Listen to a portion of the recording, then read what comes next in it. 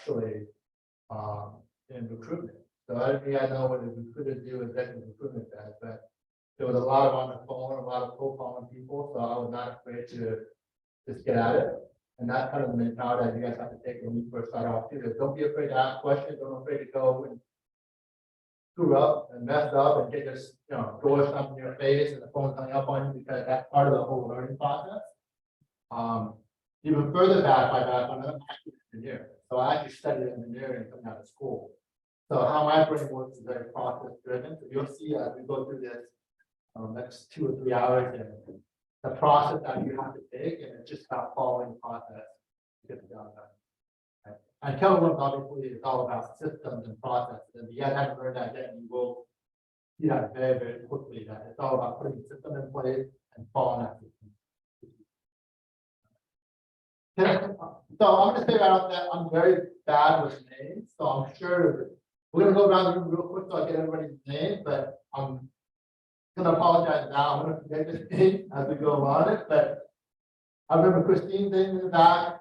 I remember Louisa's name there because she's my mentee, but if you guys can just quickly introduce yourself, or at least know who I'm going to be talking to, and that's how out there. Lloyd. Luke. Lloyd. Lloyd. Stephen Wall. Steve. Steven or Stephen. Steve? Okay. Tion. Tia. Delilah. Delilah. Delilah. Do you see that up for me? D-A-L-I-L-A. Like the flower. Oh, yeah. Delilah. Josh. All right, cool. Well, And this is Sam. Yes. Sit down. Yeah, let you up. Right there. Yes. Fine. So you guys have been going right through at night training, right? Did you guys kind of share with me so far, just kind of what you guys have been doing and what you guys have learned thus far, so we kind of know where we kind of pick up on that? Part of it was, time blocking, social media schedules, we touched on, lead gen, and but we didn't get into more specifics, but I think this might be the first day we get to look at a lot of stuff. We all have kind of an idea, obviously, door knocking, cold calling, using our social media, our contacts, uploading our, all that. But, everybody's here to just always learning, we're all, we're getting little tidbits here, and that's why Christina's in the back, because she's done this before, but she picks up something new, she says every time, and so that's why we're here, so learn, as much as we can, so. So you guys have already touched a little bit on lead generation. Just so, but they didn't get into specifics, I don't think. Have you guys actually done any lead generation thus far? Yeah. So can companies share kind of what they've done thus far and kind of what's that experience? I guess just going through my phone and calling people I haven't worked with, or giving them going through the whole contact list and just see if they need anything. Like strategize it down, like calling just like couples first, like going through couples. Because they're potentially looking to buy. Right. And I just worked my way through it. I'm still going through it. So that's kind of more like your FOI, your depot, right? Have anybody done something outside of your depot? Our mentor had us work with title rep. Yeah. It expired listings and it. Okay. So we've been. So it's like 150. So it's a farm or just any expired? No, it's expired within the farm. Within our. Okay. How's that? It's not the funnest thing. Most people are just hanging up on me, being like, "How did you get my number?" Or "How do you have me?" Stuff like that. How do you respond when you say like, how do you get my number? Say that I'm a real estate agent with KW and I'm looking at, if we're potentially looking for personal meetings. I don't know. I have like a thing that I have. Yeah. And is that like kind of these? Yeah. Kind of like the script that you use that on the call that you make? For the most part, as far as my mentor and kind of go through it together on what to say. Not every phone call is going to be exact same. Right. So yeah. Okay. Any other examples? Oh, you want to show it? Yeah, I work out last time in the Okay, Usually they have 1 or 2 hours a day. right, To get out of my comfort zone, when the machine been used for a long time, I just ask if I can use it with them. okay, And then I start making conversation with them and I tell them what I do. And I exchange my card. okay. So you've been sharing kind of, Yeah, it's what I do. I got 2 leads from there. okay. Not hot leads, but still something. Good. Do that every day. Good, good. You know, you have to find out like a lot of this stuff is like. It's not that one time. That you did it, or it's. It's not the one time you do it, it's 10 times that you do it and refining how you're pitching your message. So that the one time that does come, you've already said it 500 times. So you get it right on at that time it's coming. Because it would suck if that one time that buyer or seller is really ready to sell and you haven't done your pitch and you're kind of just practicing on the go, you're like, yeah, and that opportunity goes, right? Because that's what it is. You want to practice on the one that maybe it's not a hot lead, but actually practice. So that when that one does come up, you've already said 20 million times, like you're ready to rock and roll, and it comes off very easily, right? So keep that in mind. So, you know, every time it is that you get a chance to introduce yourself, not necessarily pitch, because you don't want to be that guy either, right? But, you know, at least introduce yourself and say, hey, look, this is what I do. This is, you know, if there's any questions or if you have any interest, you know, I would love to kind of follow up and talk further. Take that opportunity to present yourself and introduce. Right? So today's course is going to really dive into, I don't want to say specifics, there's a lot of different options, but at least narrow down a little bit for you guys, what are some different ways to go about looking at lead generation and what would be the best option for you guys. Okay. So the course, I mean, I guess this section of it is all lead generation. So if you guys kind of gone through this portion of things already, right? Social media, open house, database. Everybody have a database? You guys have a question or say yeah? I have, yeah. Okay. I'm a big believer in your database, and you should be building your database from the very get-go. You don't want to be in a year, 2 years in, and be like, oh, I think I should start putting my database in now. No, because I mean, 2 years worth of content have just been. So start with building a database. That should be one of your foundations that you're working off of. Whether it be because you're doing an emailer every month, whether it's because you can then, pull up a call list from your database once a quarter, whatever it is, it gives you a basis to work off of. And that should be a foundation where everything comes from. So whether you're going to the gym, you're picking up leads from the gym, put them in your database. And you can, you can always put a tag in your database that's met at gym or gym contact, whatever it may be. So then maybe you want to do a gym calling day, whatever it is. Like, oh, hey, and then boom, that could be your list of contacts, right? So always start with the database. You guys all have some sort of CRM program that you guys are using, Command, right? You should be starting off with Command ideally. And Command is a very useful and easy tool to get started off with. But always use the database. The database is only as good and only as effective as you keep it up to date. Meaning, numbers are correct, email addresses are correct. You can put in your database, you can put your contacts in there, but how are you going to find that contact later? Right? Some sort of coding. Who taught the class on this? Was it Carla? You guys remember by any chance? There should have been a class on database. Was that? No? That's. Well, very simple. Just from the database standpoint, make sure you code it correctly. Because it's the worst thing to do to put your contact in there, you have all these phone numbers and emails. You're like, oh, I met that person from blah, blah, blah, blah. Like, but don't know how to find it. Right? So when you're making a database, you should be able to somehow categorize them simple enough so you can remember how to find them.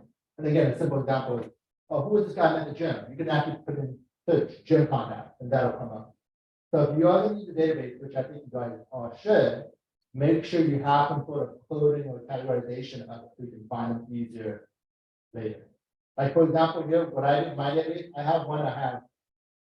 Email list. So everybody in this list gets an email from me every month as my email list. Or I have a database for, oh, this open house that I did, all the contacts I picked up from the open house. So you might remember, oh, I met this one couple at this open house, what was their name again? They were looking for this 3-bedroom, 2-bathroom home. I know that's the one that's coming up. You want to reach back out to them, you can't remember their name. At least I can search. ABC Street, open house, and that all the contacts will come up. So very, very simply, on your database, keep it up to date, make sure you code it, and that can be a proper foundation, kind of building up. All right, it's not database class, but I just wanted to point that out to you guys, because I think it's very important.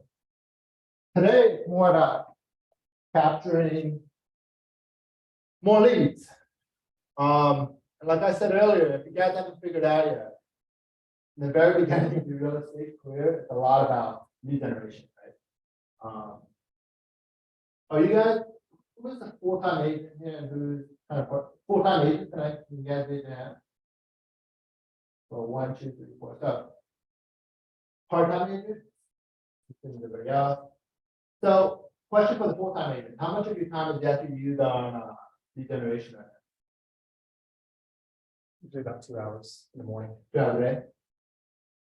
That about pretty consistent? Throughout the day, okay. Part-time agents, I mean, how much of your time do you guys put into lead generation? You still do 2 to 3 days.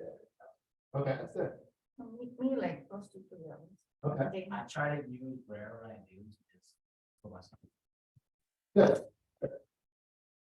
Now, aside from the actual timing of lead generation, what's another important aspect of measuring your leads? How do you guys measure it?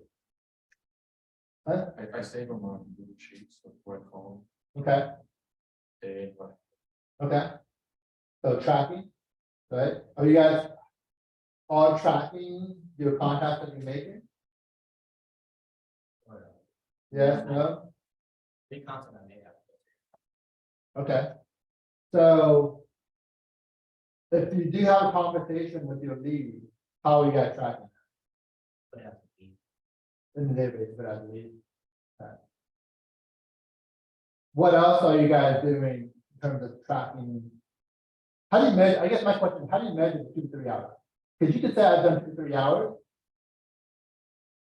And then that's 2 to 3 hours, but is that how you measure, it? How are you guys measuring the 2 to 3 hours? What are you getting at? Like at least 10 actual, like, you know, like contacts. Okay. Okay, I think they said to start with 5. but, like, right now, okay. like if you gain at least 5. 7%. 7%. Right? Because the reality is that you set it for 10, you might do 7, you feel good about doing 7. You set it for 5, what happens? You get 3, you're like, oh, I did 3. But set it for the 10, because even if you don't hit it, at least, you know, that's that point of it, you know. Aim for the stars, at least if you don't hit it, then, or aim for the moon, if you don't hit it, at least in the stars, right? So, not that point, but something like that, right? You don't want to set yourself for 5 and you get 3, like, oh, set yourself for higher, if you don't hit it, you've done a good amount of work. Right? At the end of the day, here, it's all about contact and making progress on the contact. But my main point is, if you are going to do lead generation or time blocking, whatever that you do for lead generation, have a measurable way to track it. Like, what is it that you're getting out of this 2 to 3 hours? And that doesn't mean that, oh, in 2 to 3 hours, if you haven't hit any contact, I've wasted my 2 to 3 hours. You know that you made 20 calls, whatever it is. Then use that 20 calls tomorrow. And go, okay, I did 20 calls on Monday. Can I do 30 calls today? Because I didn't get any contact in my 20 calls. So maybe I do a little bit more. That thing could be a measurable goal. Right? So every day there should be a measurable goal in terms of what it is that you're trying to do from the lead generation standpoint. And it's very, very important that you track this thing, right? This is kind of a bit of an overview of what we're going to be going over today. From system that work, prospecting, gold mine, referrals, more sources. I'm sure you guys have seen these charts every night session. Yeah. And yeah, I'm talking too fast or let me know. And if there's something that isn't clear let me know and try to kind of break down a little bit more for you guys, because at the end of the day, it's, you guys are, what information you guys are giving out.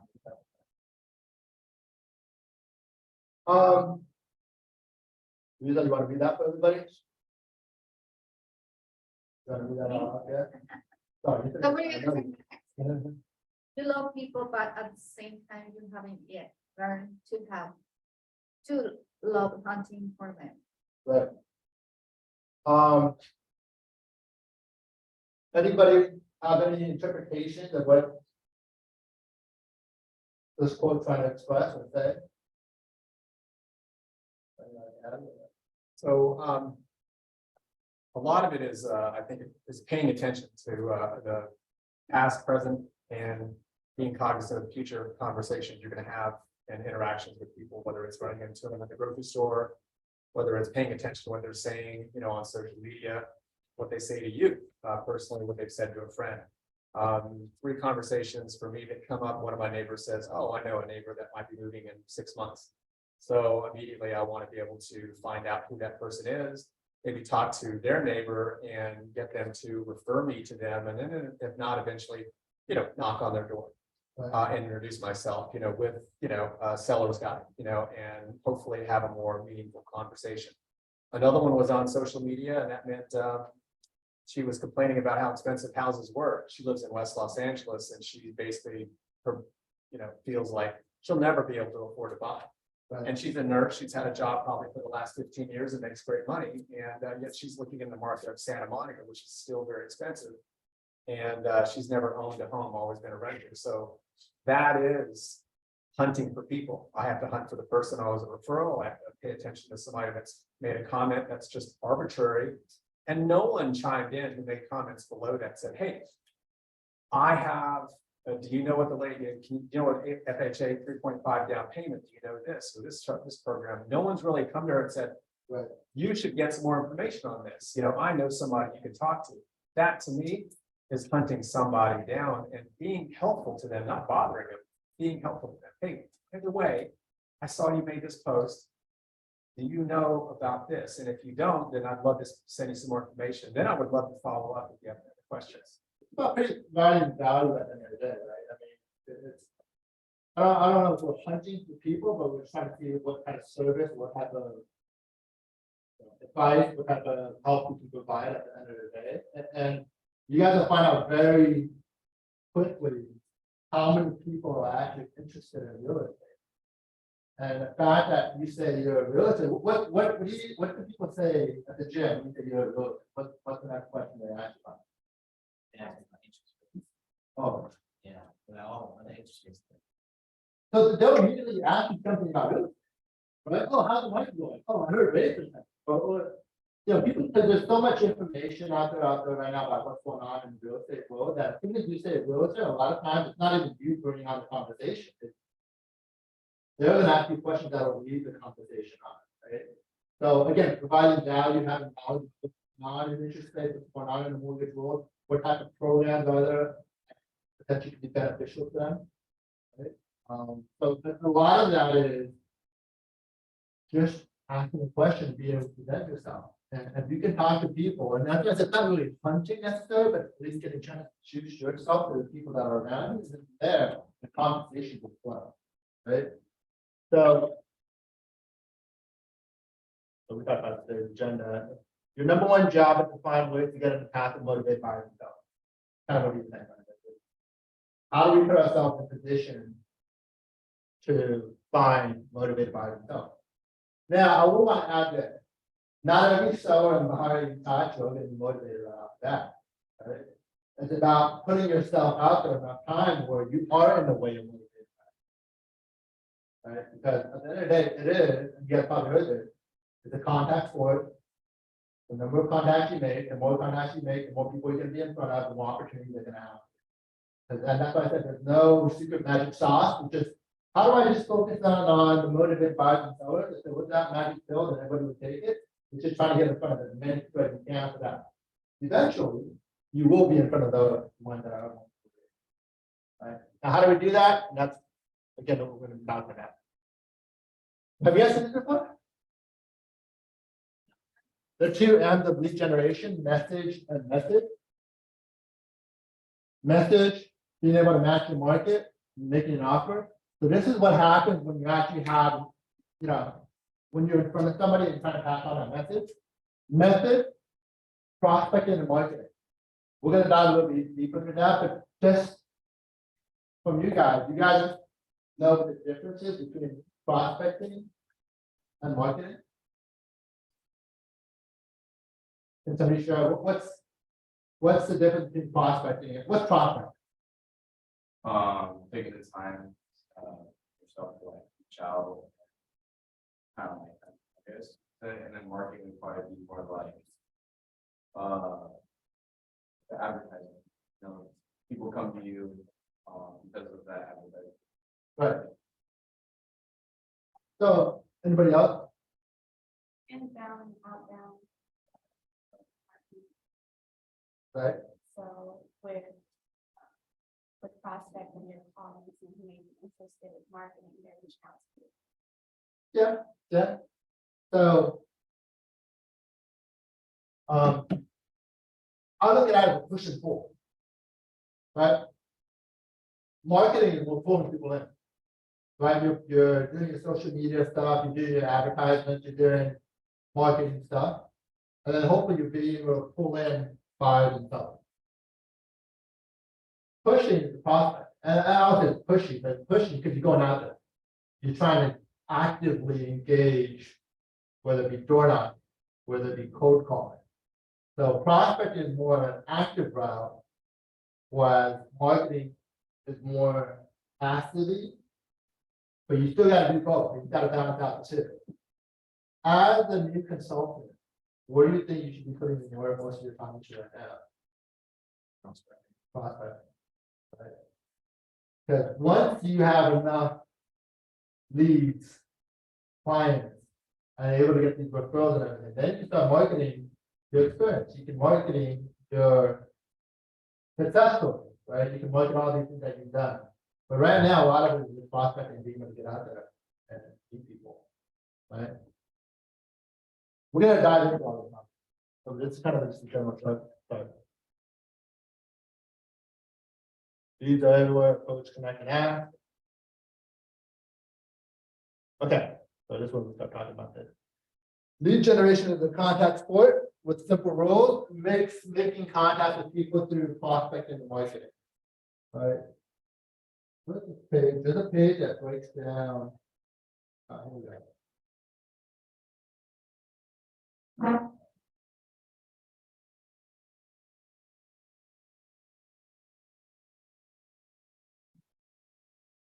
So leads, from a general perspective, you guys know how long typically every kind of cycle thing, obviously it's on the chart here, right? Before I see the chart, how long did you guys would have imagined somebody being in a home for before moving on? About 12 years. First, I guess I would say first home probably a little bit more shorter than second home. Right, first homes are typically maybe like younger families that are looking at, 2 bedroom, 3 bedroom, that first property to get into. So that's probably in that 7 to 10 years range, kind of what they have there. Then second home, you guys know kind of what that next home would be there, right? I mean, let me take a step back. To even buy a home, and I thought this was my buyer, to even be able to buy a home, your first home. You have to be, you're in a good position, because not everybody gets to buy their first home. So a lot of times when I'm talking to my buyers, I see that, congratulations, first and foremost, because to even be in a position to buy a home, you set yourself up well. Right? So that's the first home, but then the second home is kind of when maybe they have a family, when they have kids, and they're looking to upgrade into a bigger house, and typically that's a little bit longer. But for purpose of discussion, we're looking at probably a 7 to 10 year time frame. So we're looking at how to be able to obviously get in touch with these people when. If somebody's gonna move here, when should we be starting building relationships with these people? Way before, right? And so that's why the database is so important. The contacting and follow-up is so important, because If you contact somebody that's about to move here, what's the likelihood that they're gonna be able to go to that building? Maybe, it could happen. But most likely, they probably have prior relationship they built up over the years with somebody else that has been following with them or somebody that knows them. Right, so a lot of this is being able to hopefully make contact with these people earlier in the cycle. So that they remember you. And go, hey, okay, I'm gonna sell now. Oh, great, I remember Lisa contacted me, you've been following up with me X amount of times. Let's get her back in to see what she. So it's about being able to use this chart. Look at this chart and say, where am I making contact with you?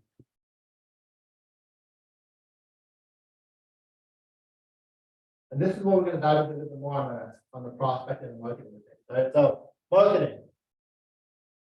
What? Let me ask you, guys, what kind of marketing have you guys done so far? Social media. Social media? Like what kind of social media marketing? Like, are you guys putting ads or are you guys? More about like. Reaching out to other agencies or the home. Right, right. What other type of marketing has anybody else done here? Door knocking. You done door knocking? Okay.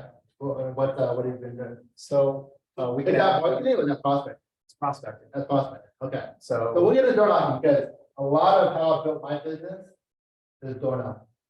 And so I'll share a little bit about kind of what I've been doing from a door knocking and plumbing perspective. And that's a big part of what I believe is a good foundation base for a lot of new agents too. But before we get into prospecting, what about other marketing? Was there something in marketing that you did?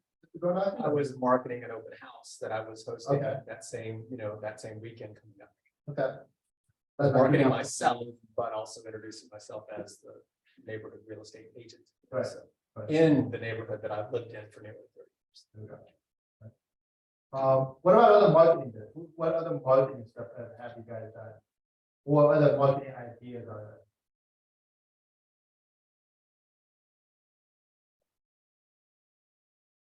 Let's do that. I'm thinking kind of like Facebook and Instagram ads, boosting posts. Well, actually, social media. Definitely social media. Let's do that. Why don't we break up into groups? And I want you guys to come up with a couple of marketing ideas. Innovative out there, whatever it may be, and then let's share with everybody. And then see if we can come brainstorm a bit about what are the marketing ideas that we can share to generate. leads. Right? So we take 5 minutes here, once you kind of do 4 here. And then why don't we do 3 here, 3 here? Yes. So the other one I can break up here, 3. Almost everything. Really, and just talk about like some of the marketing ideas. If you can. Video. You're going. We have. No.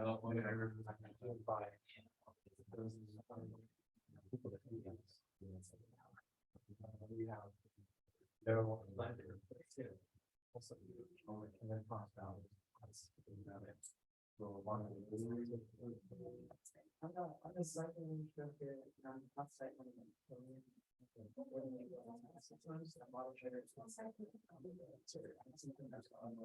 outside.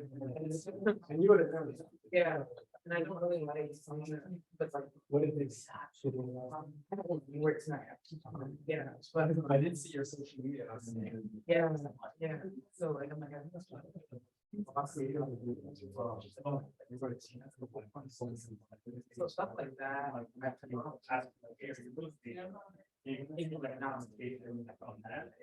And also thought, And then you give bring it.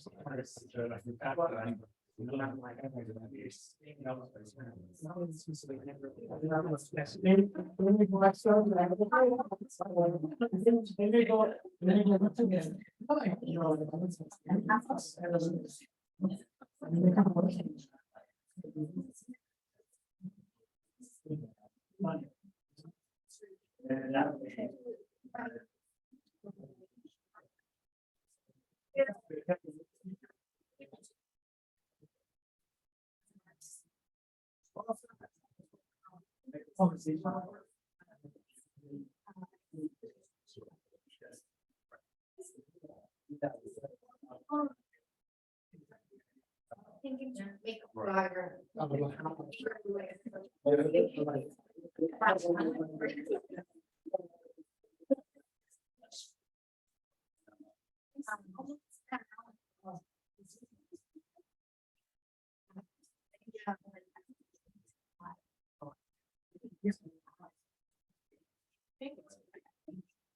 It's like.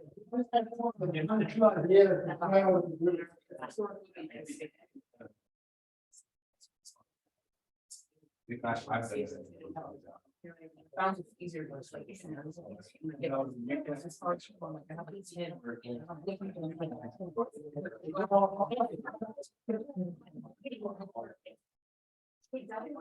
yeah.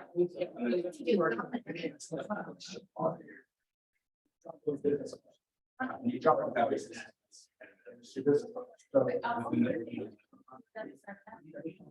For sure.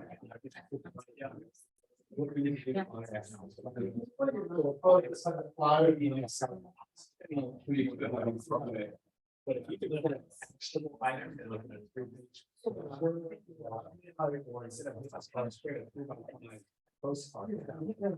they may not. This is one thing on that, like. Putting out information. 3x5. Flyer. So let's check out our space, so they can do lots of things on. And ask if it's okay, because you're providing the means and the information. Yeah. It's gonna go out. We can really.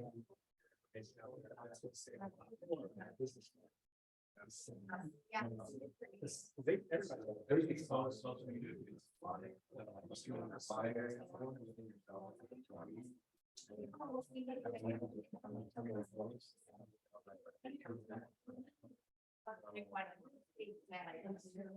They don't know. Last week.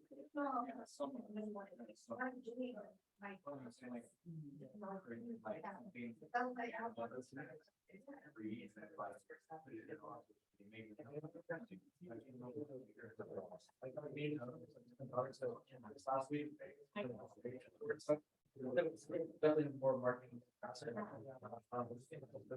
there and we going out there again. Someone got taken away. This is fair. So. Yeah. Place. Hold on the laser, I guess I can go back. I think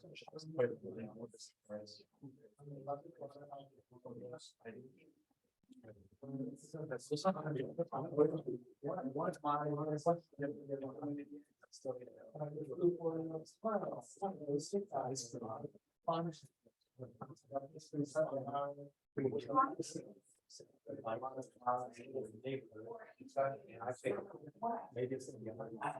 Yeah.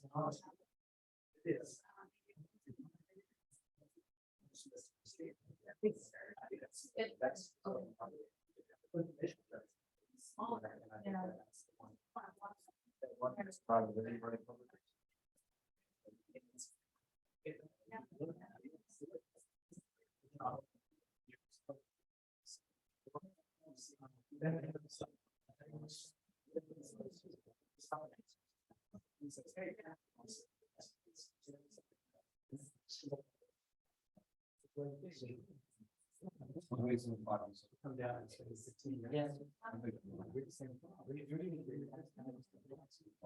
Hopefully you can see them. their information. How many else? Oh. But it wouldn't be bad, 'cause no one's agreeing.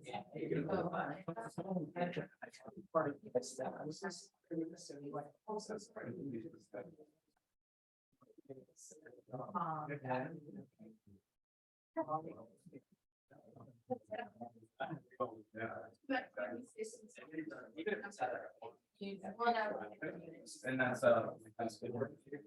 Then don't forget- You know, it looks like. We're doing this. An idea.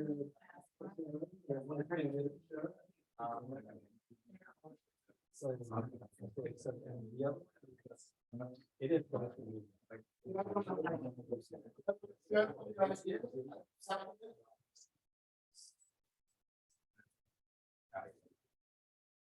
So. Talk to it, I mean, it sounds like you guys have a pretty good discussion, kind of like, ideas. That I heard other board members, one guy share, I guess, one idea that you guys came up with that. A marketing idea. We'll do the ice cream party. Yes. we're not- Okay, so, I mentioned this to Christine a few days ago, and I said, I was proposing that I would host a block party or a neighborhood ice cream party. And, I would set out flyers, I would door knock, and I would invite people to this party. Because, you know, I'm not gonna get people slamming the door in my face and thinking I'm trying to sell them something, I'm just providing a free service, it's kind of fun, you know. So bring your family, bring your kids, you know, your spouse, you know, your friend, you know, we're having a block party, here's the directions, here's the park, here's the time. And in that span of time, I might rent, you know, a couple of tables, or maybe it's just little marketing, it's just like, you know, I'll put maybe a sign or two. What I wanted to do is hand out tickets, if two people show up, if one person, here's a ticket, if a family of 5, here's 5 tickets, that way it's not a free for all, a family of 5 comes back for a second round, it's a very expensive ice cream party, but that being aside, you know, if 75 people showed up, it's a success. If 250 people show up, it's a slam dunk. And in that time, they're there, and I'm saying hello, I'm shaking hands, I'm introducing myself, and I have at least 2 or 3 or 4 volunteers with clipboards capturing information. Can we get your information? Thank you for being here. You know, here's another brochure that's different information from the ice cream block party that also talks about buy, selling, and investing. And then I provide the service. And that way, you know, later on, they either say, thank you, I've never seen another real estate agent, they drop off flyers every other day, but no one's ever said, my free ice cream block party. And I think that that would be a great way. It requires a little bit of investment on your behalf, a little bit of pre-planning, you gotta find the right vendor. But I want to negotiate with the vendor for a discount on the block. So we'll see. But I think that would be one way, because we all live somewhere, either it's an apartment building, and there's 50 people there that you can invite, or it's a block, and you can invite people within your block, or if it's a neighborhood, invite the neighborhood. I think that would be a great way to ice break that you're a real estate agent and you're doing this. No pun intended. Ice cream. That's a great marketing tool, if you're farming like a certain area, that's a great opportunity to get people out and really present yourself as, you know, the local realtor, right? And we'll get into farming and talking about farming, you guys know what farming is? Yeah, right? That way you foster in a certain area. Yeah, I think when you have a geographical location, that this is kind of my farm and. Hopefully, I'm gonna be the person to go to if there's any need for real estate in this, whatever, you know, mile away, whatever. So we're talking about farming. But that's a great marketing event. What did you guys have? You guys had, We basically had a seminar, students had to get an idea about having like a first time home buyer like seminar. Yeah. Creating like basically seminar, people come over, talk about the first time buyer situation. Another one were landing pages. Yeah. You know, for your social media, like if you would, you guys have landing pages, by the way? You guys know what a landing page is? Yeah. It's basically like a call to action, I want to flip on, says, please click here. You click it out, goes to your landing page or your web page. Right? You have that? Does everybody have one? If you don't have one, it's very easy to create one on command. Very easy to create If it's similar to like a link tree. one. It's actually linked to it. But the landing page itself is literally just a page that, Website. yeah, your information on it. It's free and it's easy to make. If you go to command, one of the bottom is the design section, you put on that, that will do the whole thing. Carlos is very good at this stuff, in terms of like just technology behind command. If you have any questions on that, Carlos is definitely the person to talk to that. So, note down, make a landing page for yourself. I'm sorry, where would like utilize landing page, for example, what's an example of where then you would shoot up the landing page, then link you to your website? I mean, good landing page could be perfect. But if you have a professionally done website, and that could be your landing page. or Just anything. direct them straight Yeah, it's not straight to that. to you. But like, if you don't have a website, then the landing page is technically the website. Also, that would was Or. Right. that's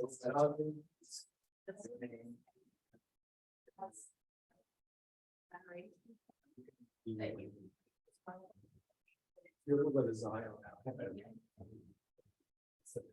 That's actually a good example of a simple marketing. How to start a landing page that then can lead to a lead generation tab. In card, and but ads on like Facebook, that was saying swipe up and take to. That- Have you guys played with any? Yeah. I use it to take on entry, and then there's. Because you want to be into it. So a lot of ads, you need to go to media, a lot of times it's click here to find out more. You ever see that? Right, so that pretty much would lead to your landing page. And then on your landing page, you can get the content, the phone number, name and all that. Is that the only way on social media that you can actually put a link in if it's a swipe up, or do you have to pay on Instagram in order to actually have the landing page? That's it's great. You put a link in the bottom. And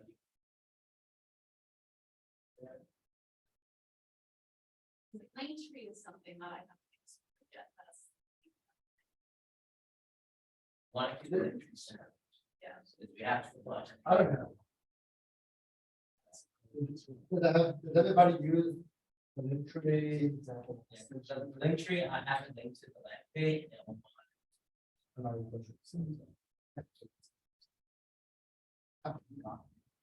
People are using it now. People are using it. Yeah. it's like- Because you get all information. And then you use the QR code. I have it on. They scan it. Because what the QR code linked to it. Right.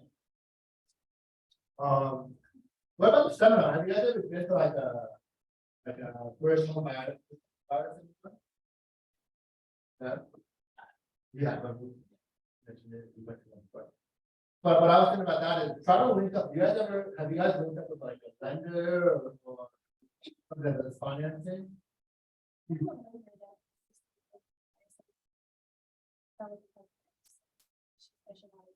Providing loans without. Ooh, there you go. That's interesting. If you guys don't have a lender or don't have a lender, I mean, there's obviously the couple in the office.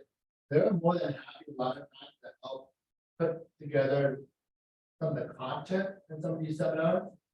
As long as you guys can generate attendees, right? Because it's a win-win for everybody.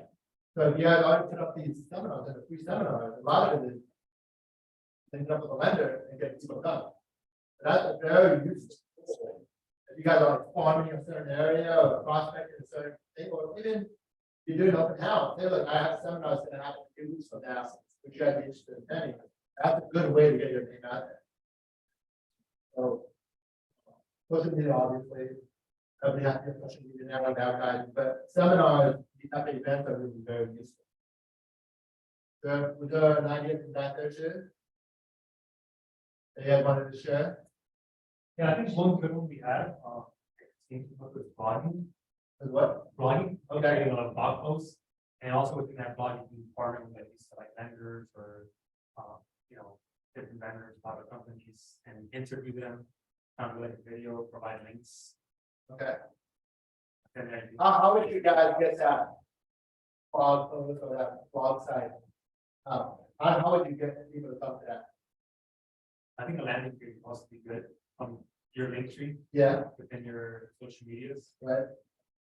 That can be linked to the blog post there, On your website? website.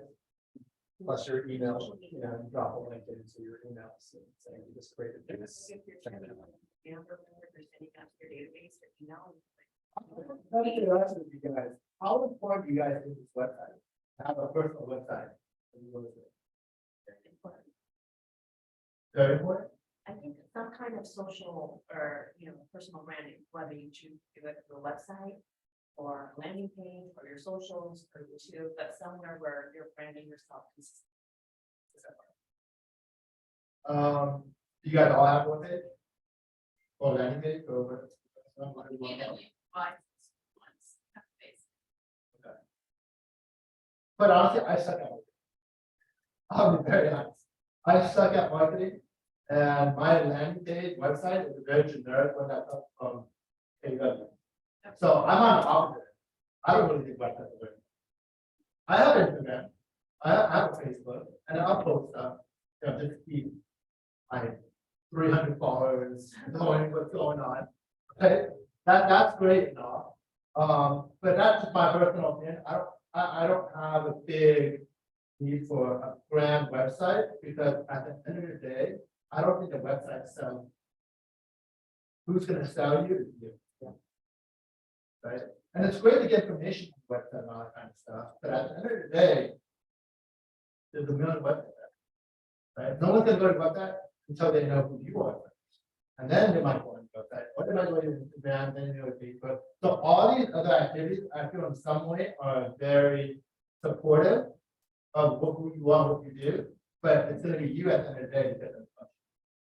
Right? And that's why, like, and again, this is just my opinion. I have not had good experience with social media stuff, instead of advertising, because I feel like everybody gets hit with all these social media out there. There has to be a differentiator. Don't get me wrong, I still do it, because I have to. You never know that one person I might. But I wouldn't just depend on that to get people to use that. I think what we're trying to do here is not give you guys a foundation of falling for these, how you generate some of these leads, aside from the simple, I'm gonna buy the zone. Yeah. We'll get into more time intensive prospecting. I'll take a little break at 12:30. Sorry, 12:20. Let's come back at 12:30.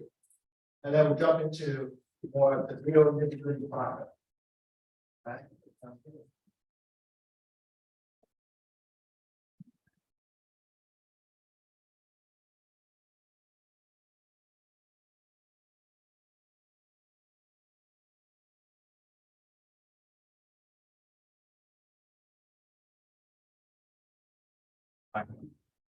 Oh, yeah. Yeah, you're part of the team, right? Yeah, it's something like.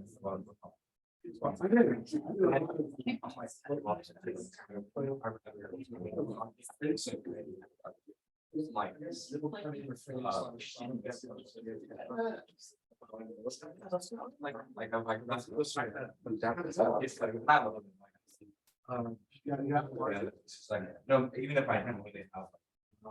Really much. Much. Like it's. But I still have some that I have. And Yeah, but the big slide, you're not. Is consistency, yeah. and it's being able to do it over and over and over again. Because nobody remembers it. Yeah, exactly. Yeah, you didn't- who the fuck is mine? Yeah. Yeah. The second time, oh, you, how you want? Oh, hey. Okay. The fourth time, oh, right, hey, back, yeah, so it's that building. Right? That's what it is. Yeah. And I'll talk more about what I, because I have a big, that's what I did. Yeah, and I would love to, like, just like, how to get better. You know what I mean? It's more, because in the beginning, I was like, it's still beginning, but it's more like, it's a little bit, how I'm doing it, like. Learning each time, but each door is different. Door will be better. Right. Because the next time you go to try out. It's like, oh, hey. Hey, what's up, how's it going? It's on. guilty, because nobody knows who you are. I don't know who you are. So that's why it's fun to take this. Then you that fun because that's Right. where you're going on. Exactly. Yeah, we're talking about that. I'm excited. No, definitely. Yeah, they're like, like, no, I want, like I say, it doesn't work. On the market. It's essential, it's essential. I think still like to do it, but like, I don't think it's like. Like, Walking is great, but I feel like we can't control it. No, It's just you're putting out the things. Yeah. Well, you're not, it's just like, you can like. And then something happens. So, nothing, nothing. Right.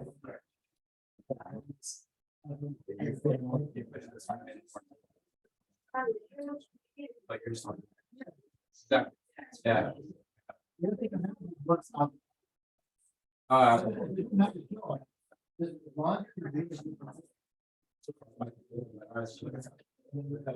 Like it's a little.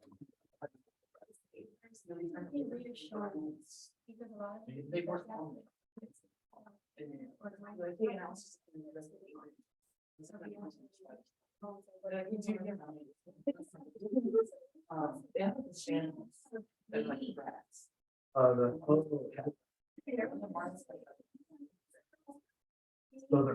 Yeah. They also cost $30. That's a plus. Yeah. I was like, for somebody, I was really, I partly found that I would find more about it, easy to find. But when I drove on, I guess I missed it. Yeah, since the game was good. I know, I was there today.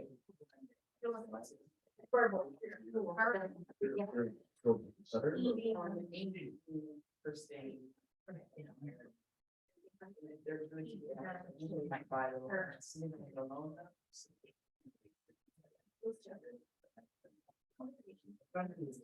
If not, it's gonna go.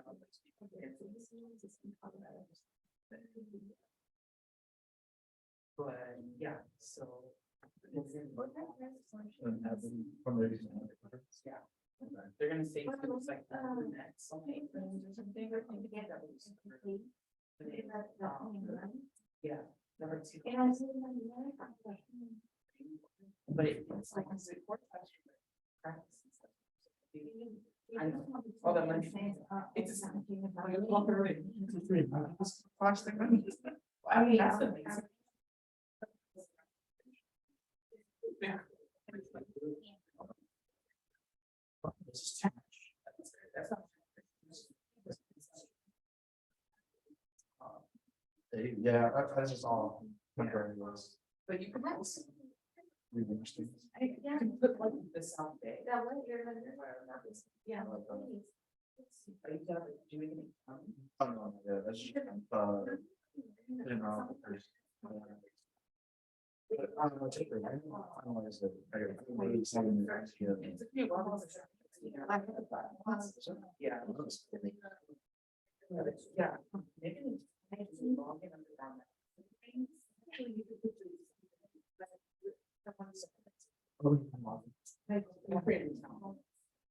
Over 6. It'll like. Yes.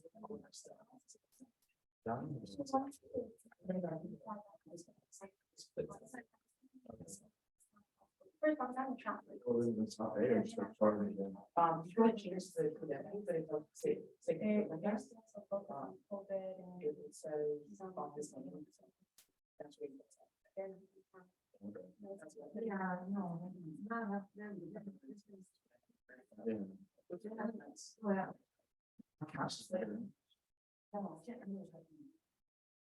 So I think. But basically.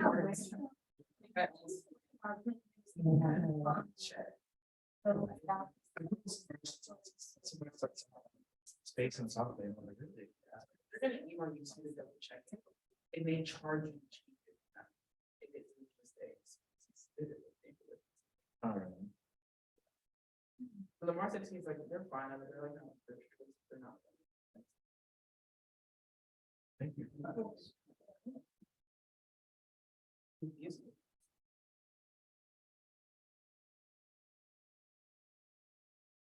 His roles together.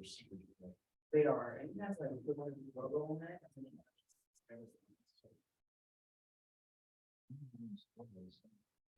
And this is how one. Nice. Yeah, you have one off caps too. Yeah, I wish I. Oh, yeah.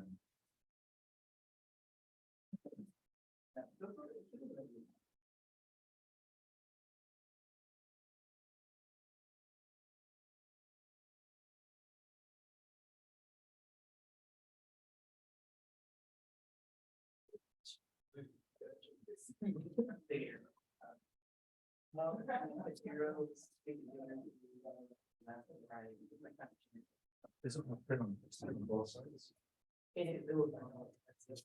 How do you get that in humility? I don't know why. Was it what happened? What, is everybody like, not around a month? Maybe some people a little bit more. 3 to 4, all of this. How long do you have to do that? A year. And I'm new here. What do you call I was at, Bath and Homes in Westchester. it? Bath and Homes. Yeah. Oh, you do? Rock, yeah. I don't know. That's super relevant.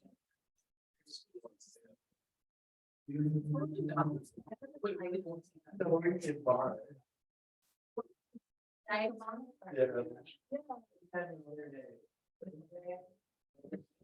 Robert Hill. With, Oxford and.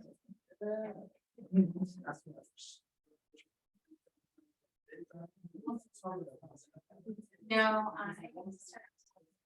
Yeah. It's like probably just like traffic, and I'm like. Yeah. about a year. Yeah. He was on.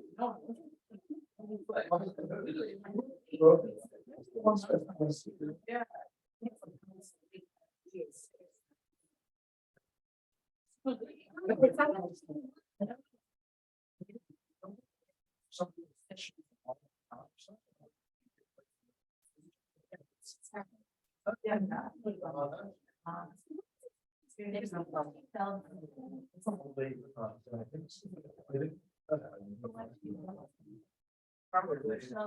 So this is like one of the sports, but then I'll do it on principal.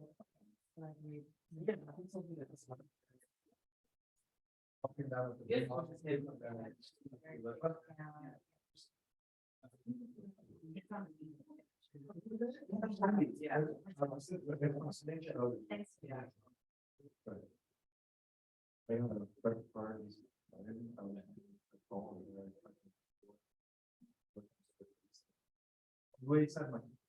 Somewhere, I read about it, some, it worked by with some pretty soon. Some we shot one on 2 weeks, so yeah, it's interaction that on first really like, I'm excited. I was gonna take a break, I was like, all right, you can kind of, so, you know, I was ready to. So a little bit of this call, mine, but it was nice to reach out. It's very. Yeah, my life.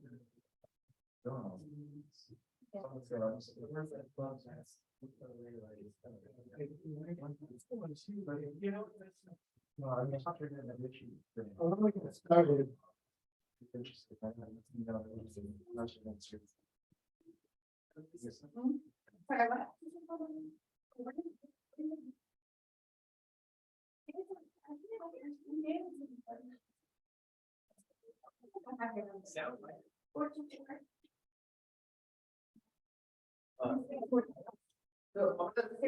why is that? Let's kind of follow up on the conversation that we were having about marketing. They've listed a whole bunch of different marketing on here. Offline advertising. I mean, there's a ton of stuff. From bus benches. By the way, has anybody ever thought about doing one of these? Like a bus bench type thing? I see it all the time. Huh?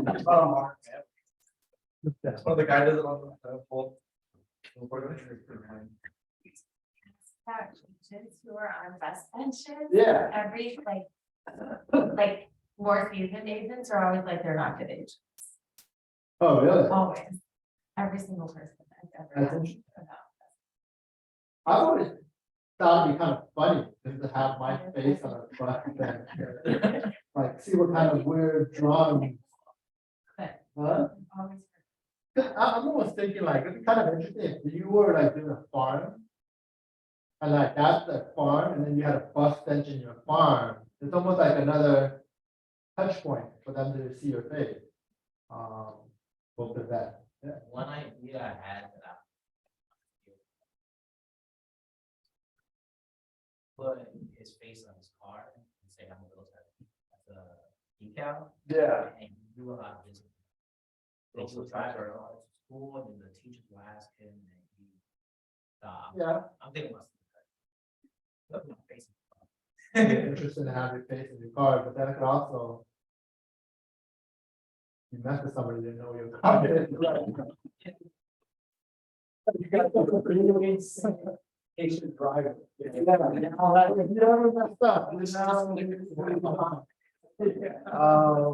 So obviously, I mean, there's a whole bunch of this stuff. I mean, a lot of these, to be quite honest, is gonna take quite a bit of a budget to get started on.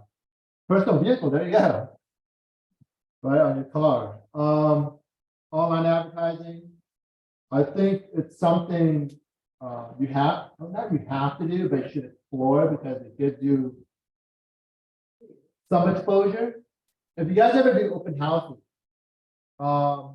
this is a good tool that I have used for open houses to promote the open house to generate leads. So if you ever go to command, there's a very simple setup and link through command to have your open house linked to a Facebook ad. If you don't know how exactly you could, I mean, you could reach out to me, but Carlos again would be, he's gonna hate that I'm sending everybody down, but he's a great person to ask about how to set it up. It's actually quite simple. And it's not expensive at all. You can set it up like $20 if you want to. Right, so if you have an open house, I would suggest at least doing this to generate some leads from. And we'll talk about actually farming too, how I use this for my farm too. I mean, social media like this blog. Direct mailers, do you guys get the mailers in your mail, obviously? Right, what do you guys do with those things? Sometimes you look at this, if it's informative, sometimes you might take a quick glance, right? A lot of times, quite honestly, it's causing trash, right? So that's another big reason why when you do farming. How if you're able to generate recognition to you, yourself and your name. Those marketing materials become that much more useful. Right? And so, I mean, to your example of ice cream social. That could be a good initiator to get your name out and say, look, I'm the new local agent. And then what happens when you throw their mail? They remember, oh, this is the guy that has the social. Versus, I don't know who this guy is, and throw it away. Right? So it's very much in line to when you're throwing out and when you farm it, that a lot of what you're trying to do in that initial introduction is just to get them to see you, remember, maybe not even remember you, because nobody remembers you after one conversation a lot of time, but at least recognize you. And I don't know your name, Mike, but I remember seeing you somewhere before, so that when you do get the mailer, they're like, oh, it's that guy again. Oh, it's Mike. Okay. And then the first time maybe they'll throw it away. The second time, oh, it's him again. Not build recognition, right? So again, a lot of this And that's what I said earlier, right? All this marketing stuff, quite honestly, I believe is in support of who you are, what you do from a prospecting side. This is all the pooling. And as long as you're generating a brand for yourself and getting your name out there, then the pooling works. But unless you have a lot of money to spend right off the bat and throwing all these things out there, it's tough to pool somebody because there's so many advertisements out there. How do you distinguish yourself from the next person? That's where the prospecting comes from. Right? So these are a list of some of the prospecting that that are very traditional things that have worked for us as realtors. And you guys have all said you guys have done some sort of lead generation, right? So I've heard door knocking. Who does door knocking? 2 people? Why not the rest of you? I haven't yet. Wanna do it. I'm gonna talk to you about door knocking, because that's what I do. So let me take a step back. There's a lot of things here. How many activities do you guys think you should do in terms of lead generation? There's like what? I don't know, 20 things out there. 3, 4, right? You guys have 3 or 4 things that you guys are doing in terms of prospecting? Yeah. What are, Chrissy, what are these 3 or 4? Well, I was gonna say, wouldn't you suggest, for first, like someone who's just starting off, pick something, get good at it, and then something else? Because otherwise, I know, and maybe it's just me, but I started off with like the whole spectrum of, I'm gonna do everything. And in 3 weeks, I was burnt out because I wasn't good at anything. And I felt like I was taking a step backward instead of moving forward. Right. I don't know. No, and that's exactly it. Right? And so, I mean, you guys probably heard, right? And that's how I trade, that was done, right? So, that's pretty much what it is, right? So there's 20 things up there. And a lot of times as a new agent, a lot of people, there's so much information out there, you just kind of like, oh, and oh, yeah, it is, oh, and it is, oh, it is, oh, yeah, there's so much stuff. When I say 3 or 4, yeah, I mean, I limit myself to 3. I only have 3 main business development or prospecting things that I do. Door knocking, open houses, and sphere of influence. That's it. I keep it simple and I try to master those 3 as much as I can. I think of them, Could you say that one more time? What you my use? 3, door knocking, because of my farm. Open houses, and then sphere of influence. I mean, that's how I've built the majority of my business. And obviously, through activity, referral will happen again. Right? Through these 3 activities, referrals are gonna happen again. Right? So, but the main thing is being able to reach peers and be able to say, these are my 3, maybe 4. And I think 3 or 4 because you don't want to just going up all day, every day, 7 days a week, because it gets kind of boring after a while too, right? You want to kind of change things up a little bit here and there. But there is a foundation that I know that anytime I need to do something, it's going to be one of these things. Prospecting. Which ones? I mean, some people have done for sale by owner. Has anybody done for sale by owner? Well, even before that, who prefers cold calling versus cold calling? Who prefers neither?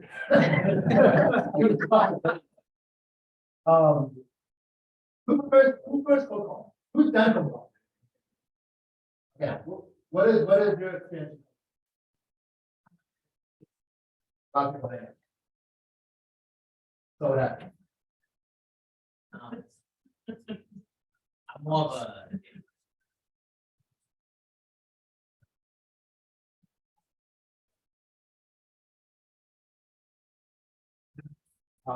This is on my own contact list. Okay. I started with like A's, then went to B's and C's. Yeah. And Oh, you guys gotta do that. Right, just start it, and do not give yourself a reason to skip a letter or a person. Because the easiest thing to do is go, oh, I know that person, I don't want to call them. That happens to everybody. Do not give yourself a reason to do that.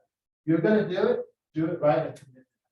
But that's the only way you're gonna be able to get the most out of it. Because that one person you skip could potentially be a person that knows somebody. Maybe that person won't, but he or she might know somebody that is. So if you're gonna do it, commit it. That's what I learned. And that, when the whole pandemic first started and we did the whole vote, that was one thing that I've had to call people I haven't spoken to like in 10 years. Right, and it was a long time, but maybe you just gotta call it. And more of that is not just, hey, look, hey, Jay, that's how it happens. So, hey, I'm going to wild, blah, blah, blah. And then obviously that was a big reason to start reaching out to me, because it's chaos all around. Right? But yeah, we're gonna do it. Okay, I said, I thought the same thing with mine, it's been 10 years. This is the last time, because every time I got to a name, it's like, how long has it been since I talked? There's a lot of people I haven't talked to, even during the pandemic. It's kind of withdrew, some people got off social media for whatever reason. So there's one call, I listened to the 15th call, and I was like, ring, ring, ring. And as soon as he picked up, I heard this laughing. And I'm like, that can go really bad or really good. And I was like, literally, it was like, next thing I know, dude, how long has it been? On the other end of the phone, that's him. And I go, I think it's been 11 years. Yeah, it's been like 10 or 11 years. I have, and he goes, so we immediately went into this catching up. We didn't talk about real estate, not at first. We just talked about what he's been up to. He used to be in my background was cycling and triathlon. He was an ex-pro cyclist. He got injured. His wife told him to stop racing. Are you done now? And jokingly. So he got into golf. So he told me, yeah, I'm playing on golf. Going to the PGA Pro Tour. He goes, I said, all right, serious, can see on TV. I'm not that good yet, but I'm getting up there. So we just started talking about him, and he was happy to share, his life and talk about kids, talk about, where he lives. Like, where do you live now? Where you at? He goes, then he started talking about real estate. Oh, my wife and I live in Seattle. We bought a house down in Oregon, second house. And now we're looking for a place down in Palm Springs. Bingo. I was like, okay, cool. Bad news is they've got an agent that already been down here and looking at property. That doesn't mean that I can't find a way to still talk to him about real estate. Find out who he knows is interested in buying, selling, or investing in real estate. Either way, it was a great conversation with somebody that I hadn't talked to in 10 years that was totally stoked to hear from me.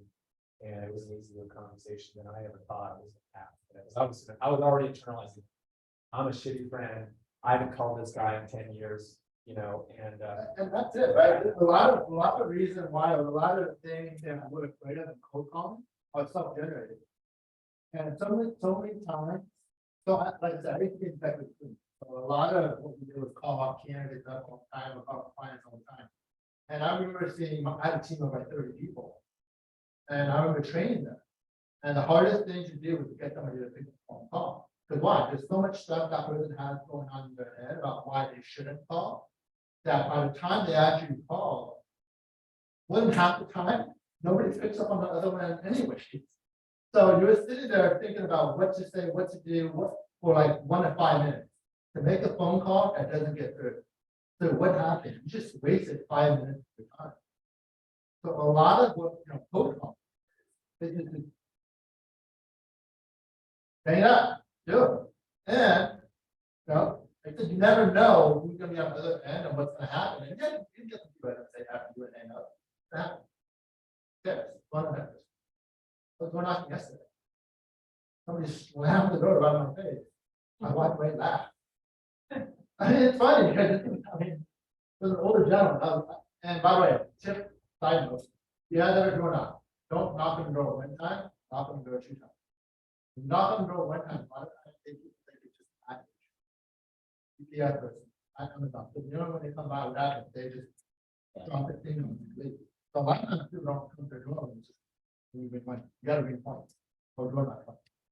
Door knock, wait, nobody comes, door knock again. Right. Anyway, when I started coming over there, obviously, why you're over there. Finally comes to the door and says, hi, my name is Jay. I don't care. boom, and the gardener was standing right behind me. He started chuckling. I thought I started chuckling with him. So this shit can happen, right? It kind of blows my shit. But I remember, I bet you the next time I go, and I will go to that door again. He might do the same thing. He might actually remember my face next time and maybe won't slam it so much. Right? Or the next time he might just close it, tell me tough off and not slam it. The point is I'm working towards building that relationship. And that's the way you gotta look at it. All these things that we're talking about is about building a relationship with whoever it is that's on the. It could be your friend. It could be this Mr. John Smith that slammed his door. I'll share one of the stories from the other guy, but don't know, because we're gonna get into that. The first day I ever went, I had one more flyer. And that last flyer, I was like, I'm not just gonna leave it on somebody's door, I'm gonna have to give it to somebody. To give it in their hands. So I was like 4 or 5 doors in, nobody would answer the door, I kept that one. Finally got to the old lady's house. She opened up her door. What do you want? Whatever, took my flyer and closed the door. Took my flyer. At least somebody took my flyer.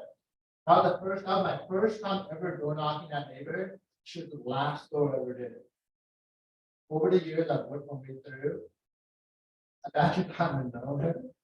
She actually invited me in. I knocked on the door, I think the week after her husband died. And then she invited me in, we sat down and had an hour conversation. I remember when it was her birthday, I brought her flowers for her birthday, all from the fact that one door knocked and she slammed and picked my file off. Because that was the building plan. My point behind all this is that, hey, you never know what's gonna happen unless you actually go out there and do it. Because that first time they say F you, at least they taught you. At least they open the door and they might remember you next time you come down. Because they from that to where we are now. So, the whole point is to put the relationship. So if someone slams the door in your face, the next time you go to that. So, yeah, I'll show you guys. So, what is this? Let's keep on. I mean, it isn't for, I think more important we talk about this. So you got for fun. So this is the farming part, and this is why I believe farming is a big deal. Who farms in this? Does anybody have a farm? Then I'm happy.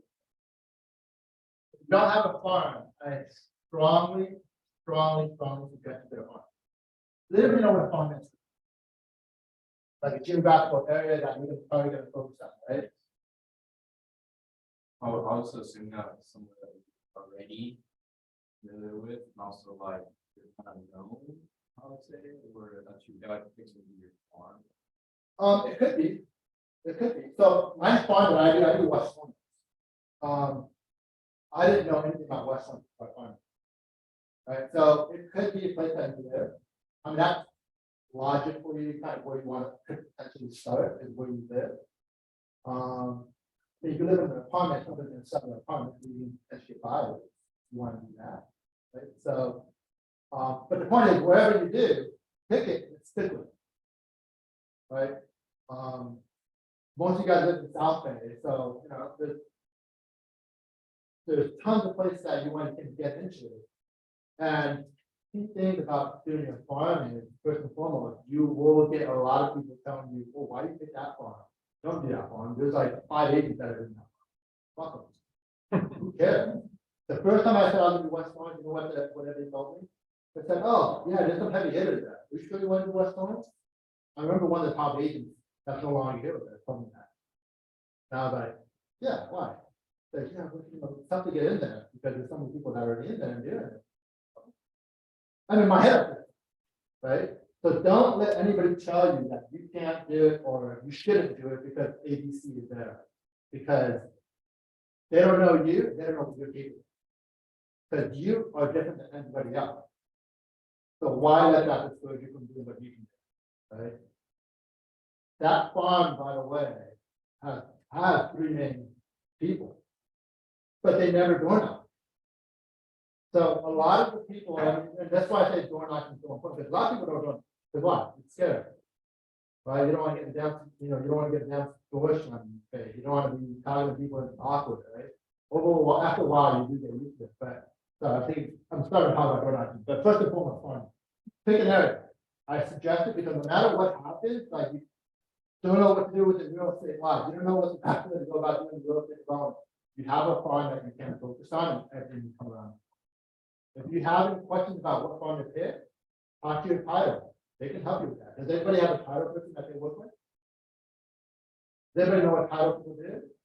Yeah, right? Talk to a title person. They should be able to give you some advice and some guidance in terms of how they can help support you in building that fund. Okay. You said you farm? Yes, How big is your farm? it's about 350 houses in the Golden Hills Triangle, northward on the beach. Right, okay, good. 350, sounds about right-ish. When I started farming, how big my farm was? 6,000 animals. Too big, way too big.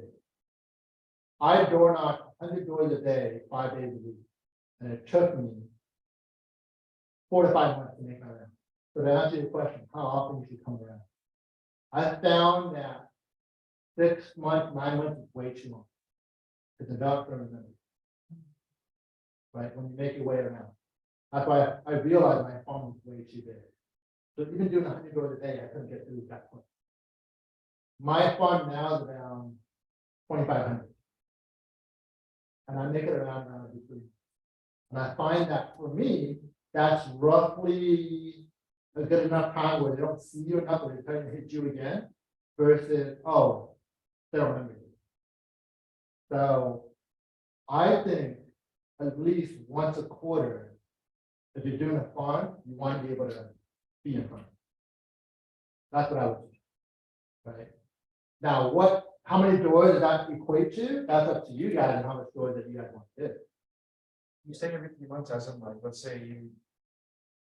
50 houses on the block and you make contact with 5 or 6, right? Well, it's pretty bad number, but you wait 3 months, you come back and knock everyone else, no one answered, or you count that as every 3 months, or just. So like I said, like 2,500 homes. It take me about 3 months to make it around all 2,500 homes. As soon as I finish it, let's go again. Even if like they don't answer, you just. If nobody's home, I'll leave a flyer. So I have a flyer that And what kind of fire, just like introducing yourself kind of thing, or what? yeah. So this kind of marketing thing, right? So the 2 different things that I do. I do a quarterly report that I put out once every 3 months. And the quarterly report. I have a copy too. Or quarterly next farm. Huh? Like there it is, like something area. Yeah. Okay. Yeah. So I think I showed them this before. This is something I have. This is a quarterly. Now, I wouldn't suggest to do this every month, get expensive, but it just tells them what's happened in the quarter. And this is all done well stuff. Nothing fancy.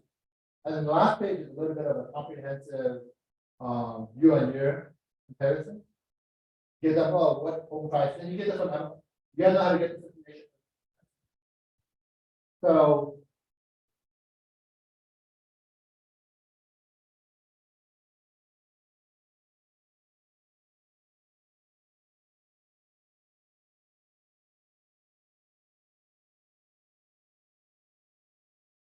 I'm gonna show you guys this real quick, because I think this could be the.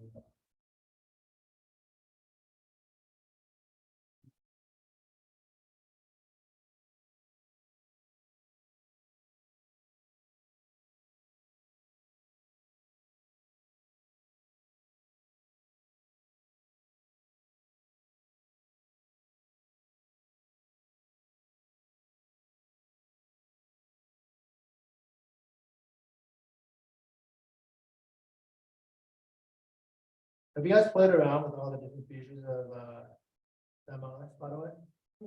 I've been No. figured it out. Yeah, so. So let's say I want to see like. Let's say I'm doing my quarter 2, right? Quarter 2 is, well, quarter 2 is not over yet. Let's do quarter 1.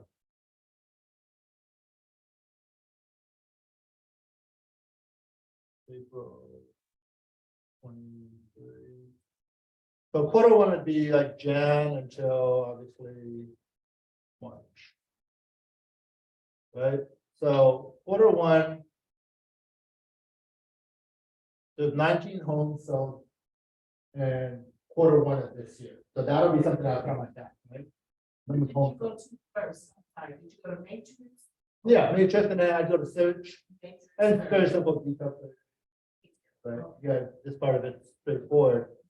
And then. You select all.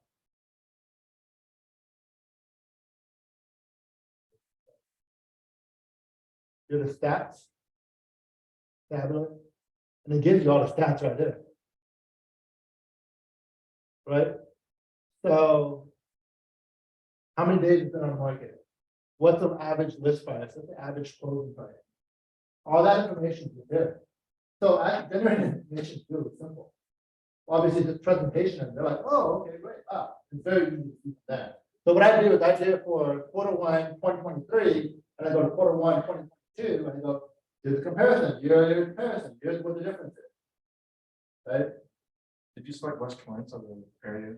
Yeah, so this is for my specific farm, West Orange, but you can choose whatever. Whatever, I mean, whatever area you're focusing. I can change this to.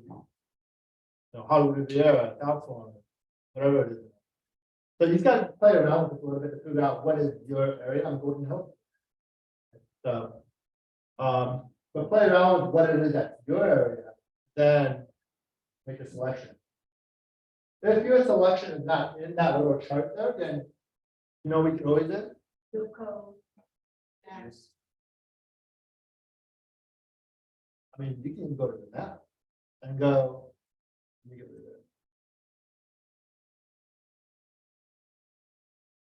of it. Right, so this is gonna pull up obviously a lot. But everything that's pulled that's quarter. Let's say I do Central Torrance. Old Torrance. So there is an Old Torrance as an option. Right, so what you could do is just draw a line. I'm gonna do, I think Del Amo, Sepulveda, boom. And that'll give you auto closing for whatever this geographical location. Right? So that's very simple to pull the information, get it, and then put it on a flyer. But this is what I do on a quarterly basis. On a month-to-month basis, it's very simple. All I do on a month-to-month basis, go, what's on the market right now? It's literally going active. And I go, okay, well, what's closed in the past 14 days? 14 days.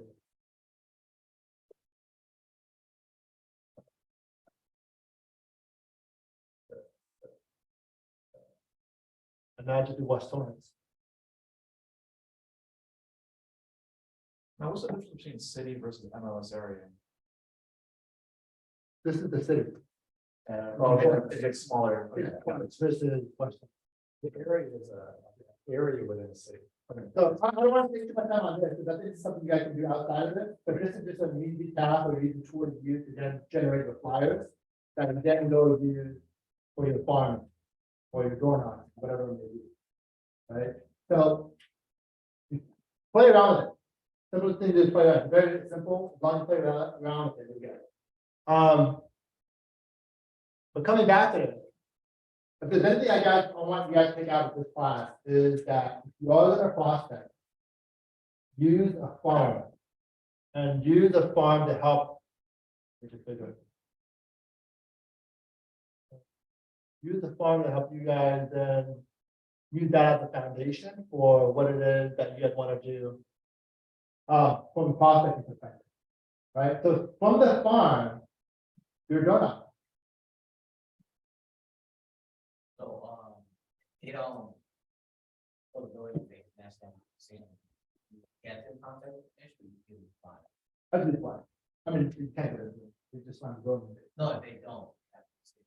Oh, yeah, if the competition is going well, I always ask. Hey, that way, okay, I'll let you stay in touch with you. You have a phone number, I think you can. What's the worst thing to say? So that's another thing, right? So the worst thing I can say is no, so don't be afraid to ask. Right? Obviously, if the competition's not going well, then I'm not asking. because they're like, what do you, right? But, part of the finish, but, you know, a lot of it is, you go through rapport, getting a good conversation going. It's part of the conversation. Oh, hey, look, we need the information real quick, so we can keep in touch, and then obviously if anything else comes up, I'll keep you in mind. Right? So a lot of it is being able to ask questions.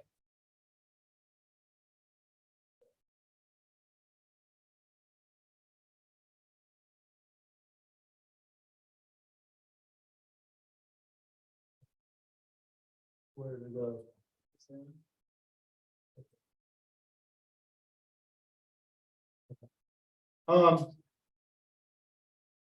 Another part so I'm a big believer in farming. I'm a big believer in Borneo. And I felt one of the big reasons I got into real estate is that I believe that a lot of the realtors that are out there are is making this so systematic and so impersonal.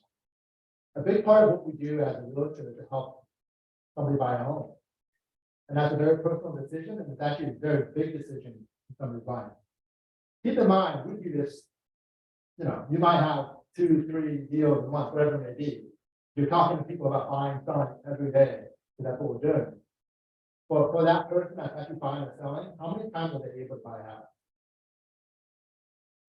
Once if they're lucky, 2, if they're really lucky, 3, you know.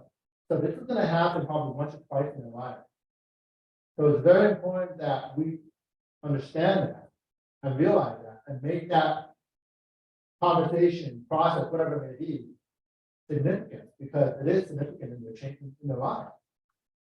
So when you have these conversations and building these relationships, we take it as that. It's not, hey, are you looking to sell? You're not, okay, bye. And that's the mentality I take when I go door knocking.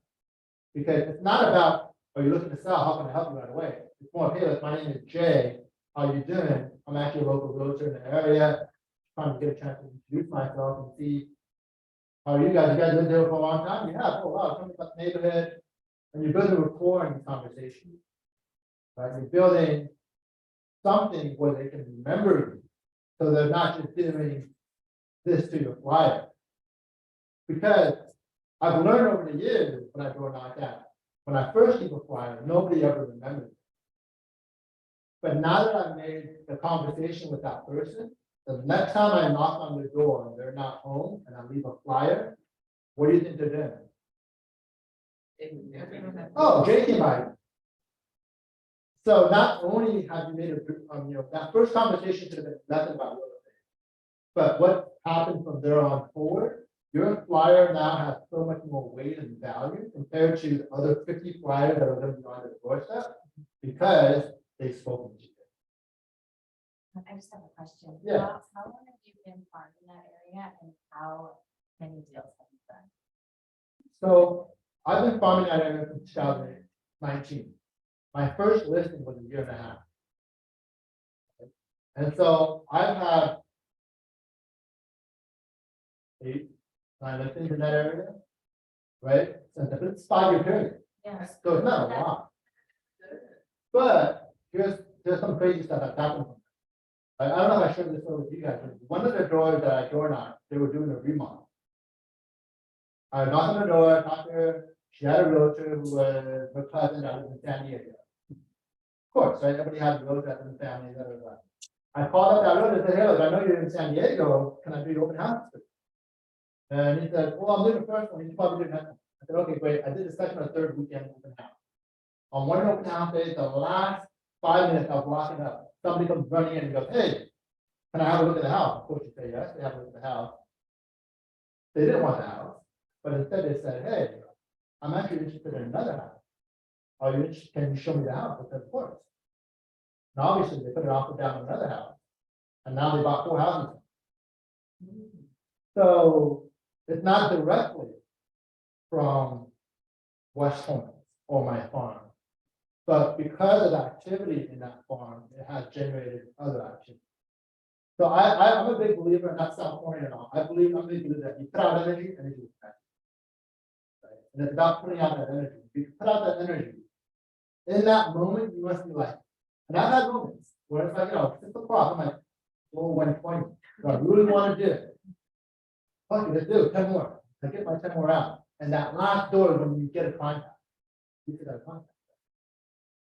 And that's what it is. It's that activity and building a relationship and doing it consistently enough that they can remember you, and then next time you come back, hopefully, not the rest of the night, you get to come back. That's why farming for me has been such a big thing, is because I believe that at least it gives you a face, kind of go back. Because there's so much stuff out there, like that one page that we had with all the prospecting activities. I mean, I don't know what it is. Here.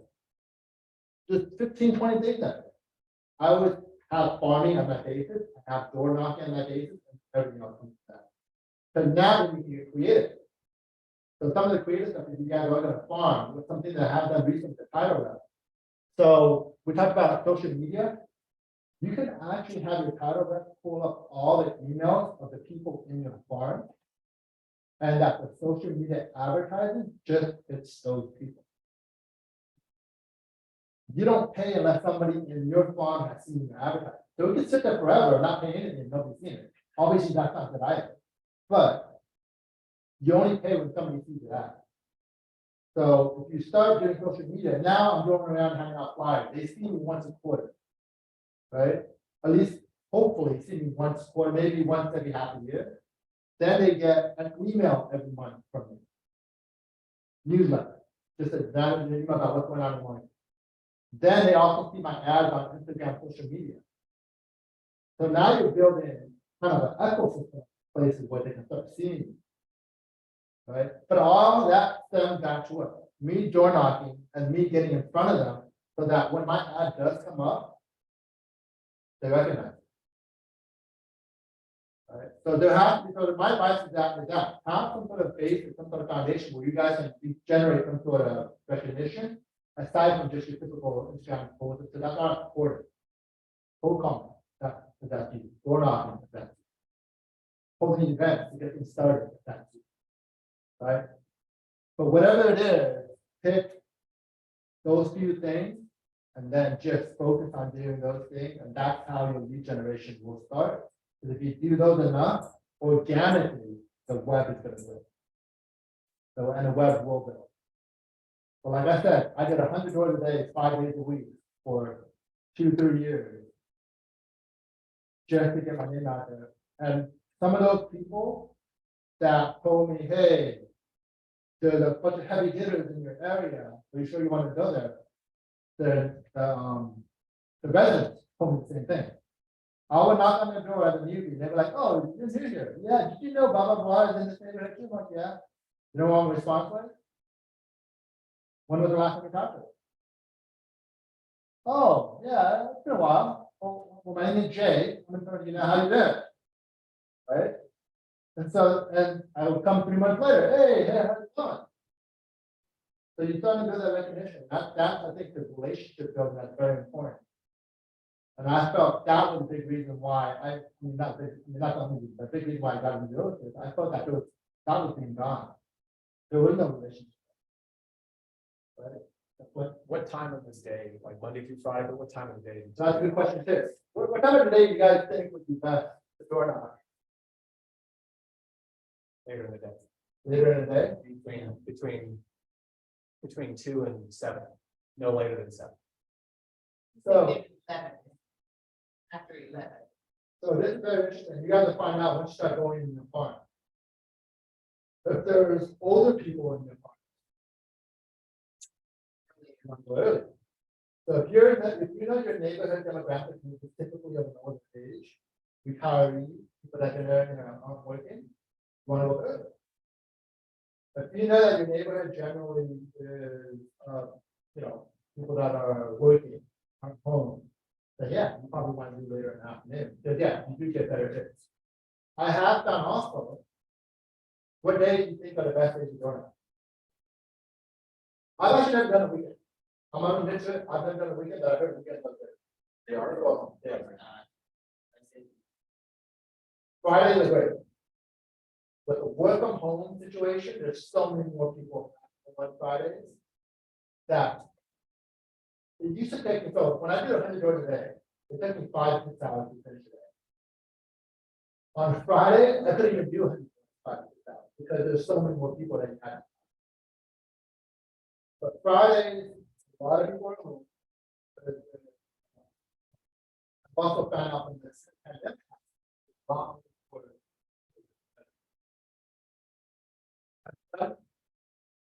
Been able to, how many doors do you? I haven't done all of it. I But did, on average, on Monday, what percent? I did 100 per day, 2 days, so one day I did 125.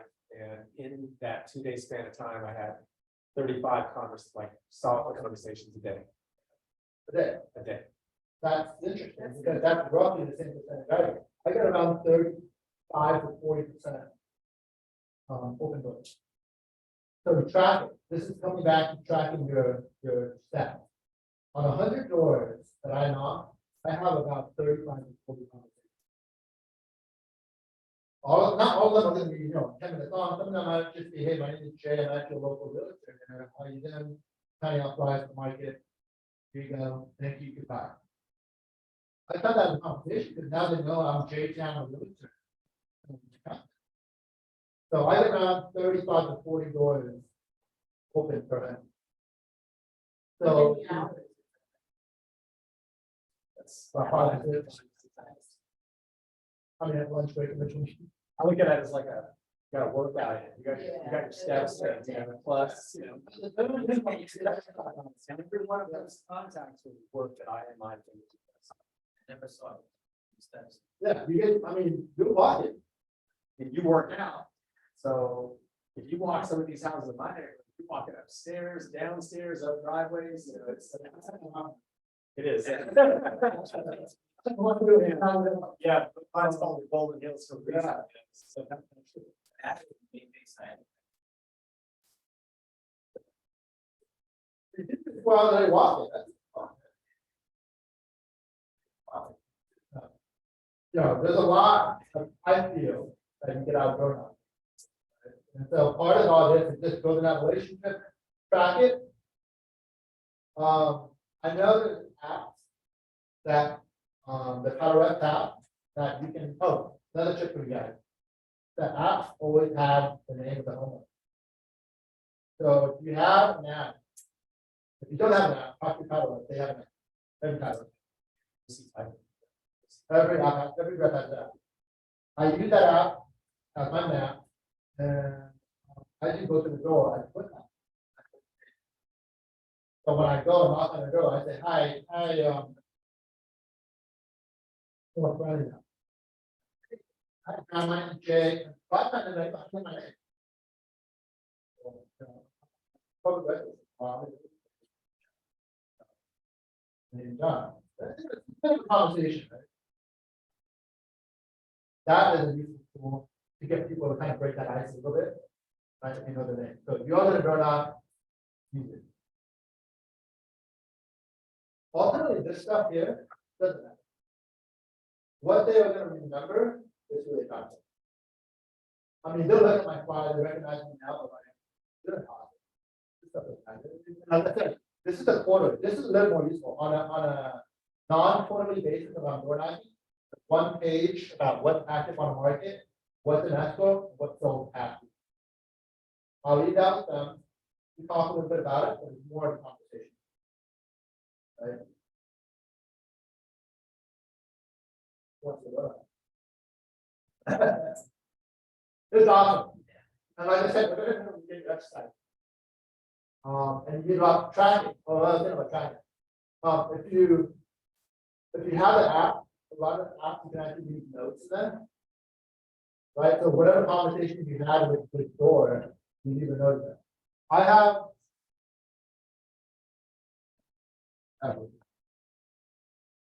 So I'm old school. I have an Excel sheet with a clipboard that I'm walking around with. And it's just chicken scratch. But whenever I talk to somebody, I'll make a note. And then I'll put it, and then I'll update it. And I'll remember, but I will see that the next time I go down out. Right, so at least you know, okay, I remember that. Last time they said it was good. Later, how's it coming along? So you're making notes, whether an app or whatever it is. So at least you got some way to track your data. Right. So to me, you can see it's very important that all this stuff is tracked one way or another. Right, so you know what it is that you're doing. Because the worst thing to do is go 6 hours and then go, crap, what the hell did I do in 6 hours? At least at 6 hours, I know I had 40 conversations, I got 3, I got 1 contact, whatever it is. We're tracking all that. Then at the end of that, it's just follow up. Right, follow up. When I first started door knocking, if I had a great conversation, this is, I think, a little bit too much, but looking back at it now, but this is how I started. If I had a great conversation, I would actually write them a follow-up note with $5 gift card to someone. Say, hey, great meeting you. I know. I look back at it now, I was like, good cow. Right? But yeah, but I was saying, great meeting you. Good conversation. We'll see you next time I come in. Something simple. You mail it. I would drop it off. But not myself, but that's what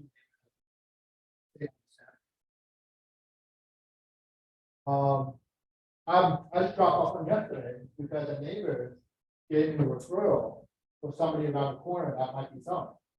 So they said that, hey, next time I see them, I'll give them your name card. I was like, oh, thank you. So I gave them a handwritten note, thank you with so. But I know that's an attractive amount of. So you see, there's a lot of things that come from just door knocking.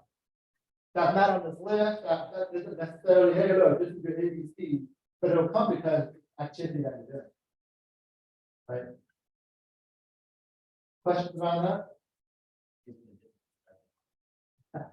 Don't get me wrong, it sucks at the very beginning, and you gotta accept that, it's gonna suck, if people will slam the door in the face, and you're gonna curse that, whatever it may be.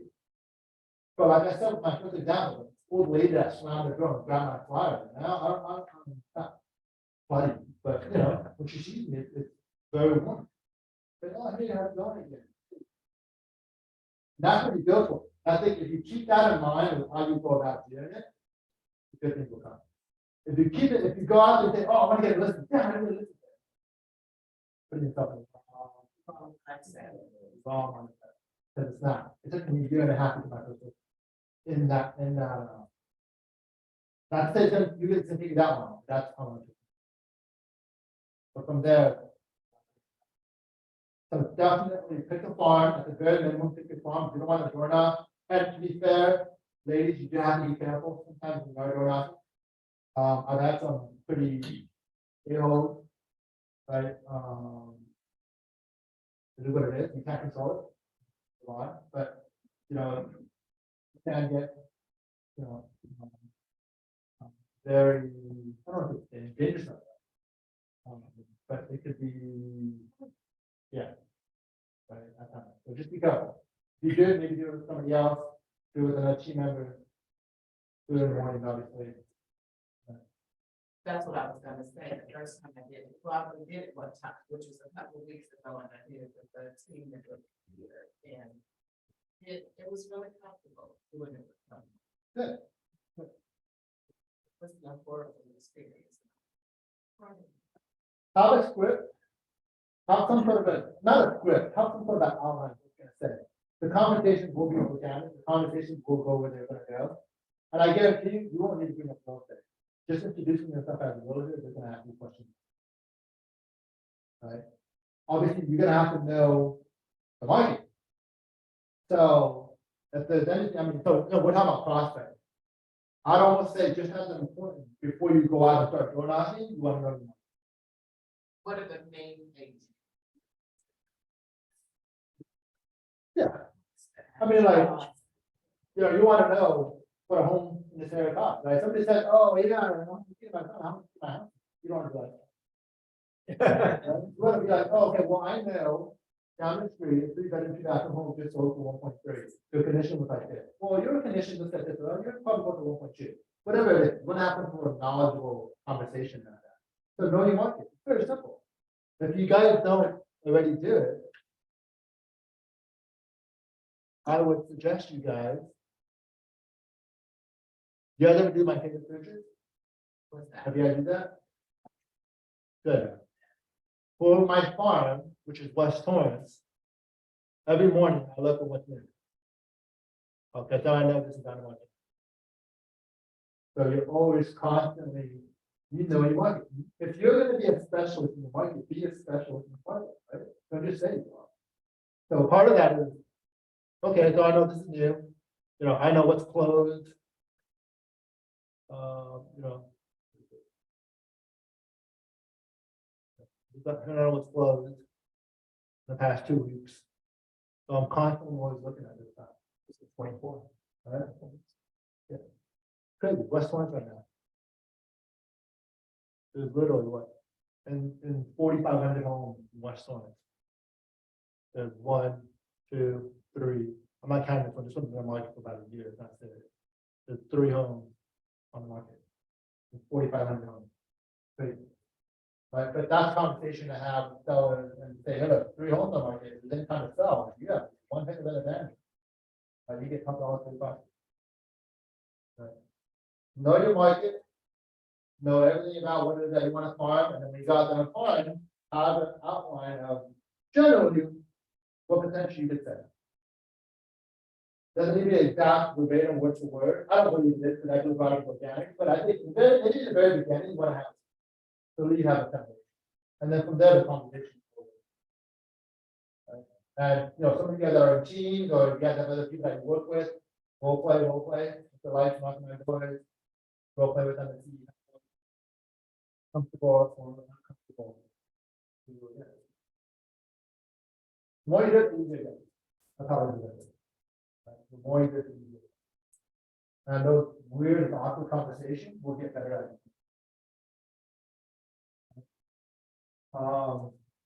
Any other questions about door knocking?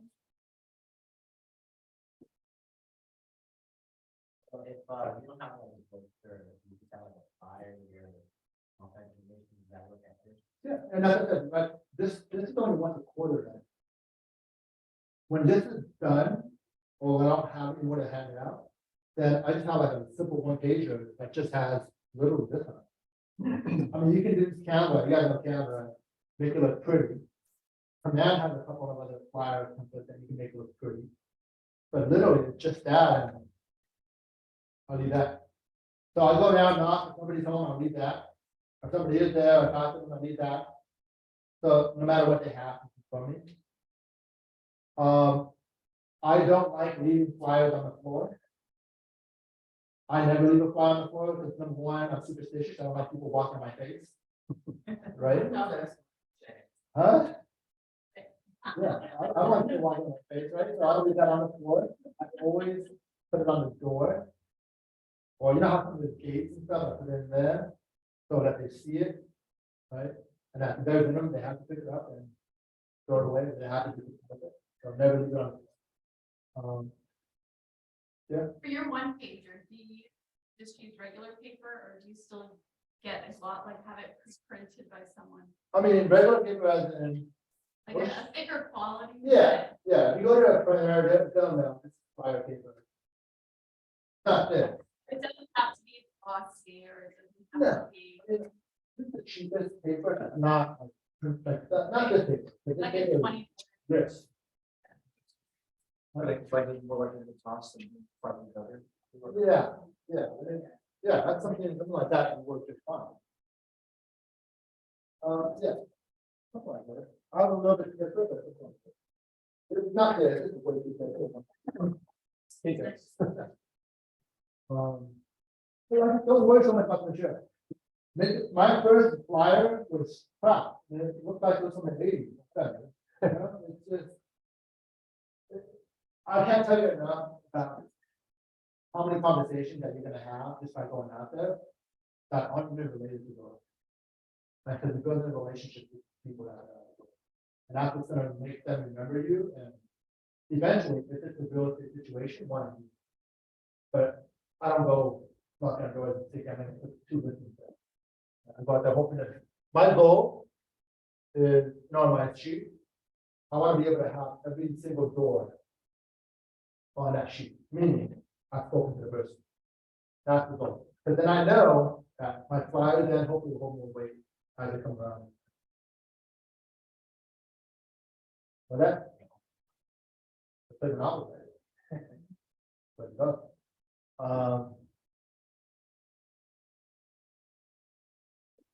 Questions around that? Anything else around that?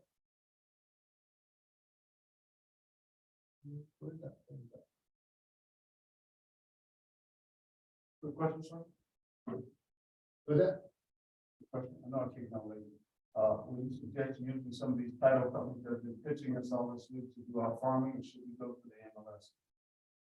Well, the title companies are there to help you. They can provide an easier, not say easier. The title companies are helping with like contact information, farming geographic. The MLS is more like if you want to get what's on the market now, what's sold recently. Title's not going to really have on that. Right? So that's more just, again, to build, before you go door knocking, you want to know your market. That's what MLS should be. But the title companies will help you provide an app so that you have names and all that. So they're definitely useful. So what I want you guys to do, I mean, it's almost 1:30 or 2. What I want you guys to do to go back and think, what are the 2, 3 main lead generating prospecting things that you want to focus on? And from there, figure out what are the activities to do that. And then from there, what are the goals from these activities? Right? What are the measurable goals from these activities?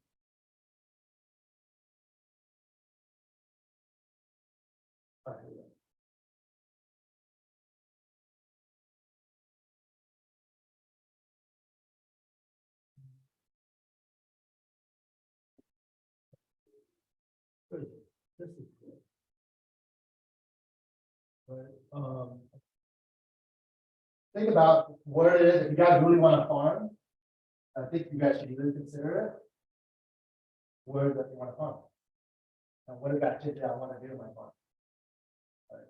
So that's a good starting point. Figure out. Yeah, what am I doing there? I don't know. What do you farm? What do my farm there? Right here's the farm visit. That should be your goal. And that should be the basis for everything else. Okay. Open houses, right? If you do open houses, do it in your farm. Another reason another excuse to go door knock for open house. Right? And also get your name out to the neighborhood. So like, you know, you have door knocking, that's gonna be your farm. Put up every agent that has a listing in that farm and say if I can do open house. I picked up 3, 4 buyers from doing open houses in my farm. So now I have 4 potential listings in the future if they ever sell, because I know, right, they're my client. So that's been very helpful. I mean, this doesn't work all the time, but one of the things I did when I did open houses, I looked at agents that have out of, area code top 310. So you know they're out of the state, out of the city, or not out of the area. And see if you can help with open houses. If they're not in the area, it makes it easier, so I don't have to drive anyway. So I think we can do that.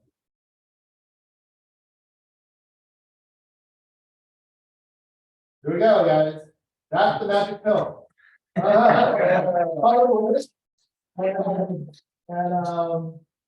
Didn't really knock on the door. That's so good. You guys can do that, and you guys do that consistently enough. It'll separate you guys from all the other realtors. I guarantee you, 99% of realtors don't want it. If they do it once. They don't do it consistently. And that's the separating factor. You can do door knocking consistently. Okay, I'm building a relationship. I'm not just trying to knock on one door. Okay, cool. Cool. Thank you. Good luck, guys. We hope to help that. If you have any questions, let me know. Yep. Hopefully. Bye out. Let's,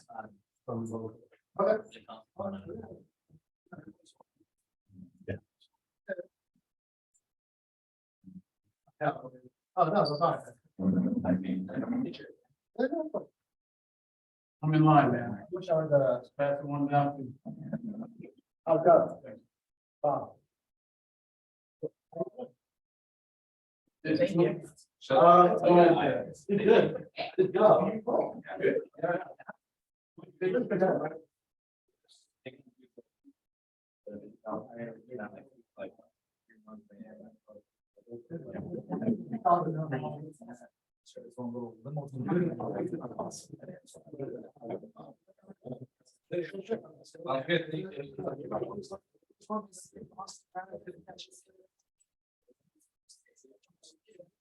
Yes.